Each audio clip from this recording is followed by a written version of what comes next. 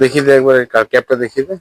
এই ক্যাপটা তুই আগে, এই ক্যাপটা ভলিউম অনুযায়ী হচ্ছে 50 ml এর ক্যাপ। আচ্ছা, 50 ml এর ক্যাপ। 50 ml এর ক্যাপ আমরা 50 গ্রাম দেবো, ওজনে না, এটা মাইক্রো।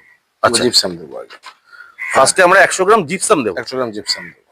বাহ, একদম। অনেকে জানেই না যে জিপসাম কি জিনিস, গাছে কিভাবে ব্যবহার। Gypsum calcium sulphate, unadulterated calcium sulphate. Sir আমার, ঠিক আছে, হ্যাঁ দুটো। দেখুন 100 গ্রাম মানে হচ্ছে 2 আর 50 প্লাস 50, 50 50 100। ব্যাস, প্রত্যেকটা জিনিস স্যার যেভাবে বলছেন ক্যালকুলেশন করে ক্যালকুলেটিভ ওয়েতে আপনারা।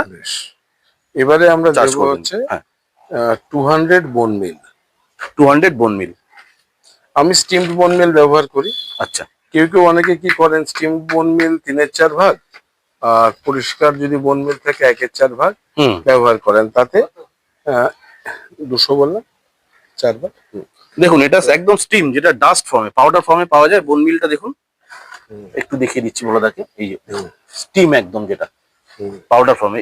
এইটা খুব তাড়াতাড়ি কিন্তু মাটিতে মিশে যায়, একদম মাটিতে মিশে যায়। তাড়াতাড়ি মাটিতে মেশানো যদি না চাই, তাহলে 3/4 1/4 করতে পারা যেতে পারে ইচ্ছে হলে। ঠিক আছে, বেশ। মানে এটা খুব কুইক রিলিজ। এটা কুইক রিলিজ, রাইট। এবারে আমাদের দিতে হবে কিছু সাস্টেন রিলিজ মেটেরিয়াল আর একটু পটাশিক মেটেরিয়াল। বেশ, পটাশিক মেটেরিয়াল আমরা দেবো bio potash IFFCO. IFFCO bio পটাশটার নাম এই সামনে রাখা আছে, আমি দিচ্ছি এইখানে। হ্যাঁ, দেখুন আমরা কিন্তু কোনো ব্র্যান্ড প্রমোশন করছি না বন্ধুরা, আমরা শুধু জিনিসটা দেখাচ্ছি। আপনার যে কোনো কোম্পানি কমফোর্টেবল, যেটা আপনার অ্যাভেলেবিলিটি হিসেবে, যেটা আপনার পাশে পাবেন, কাছে পাবেন, নিয়ে নেবেন। এই বায়ো পটাশ যদি বায়ো না হয়, ইনঅর্গানিক হয়, অসুবিধা আছে স্যার? তাহলে সেক্ষেত্রে ব্যাস, আর না বলা হয়ে গেছে। 50 বায়ো পটাশ 50 গ্রাম বায়ো পটাশ 10 লিটারে। বেশ, 10 লিটারে, রাইট।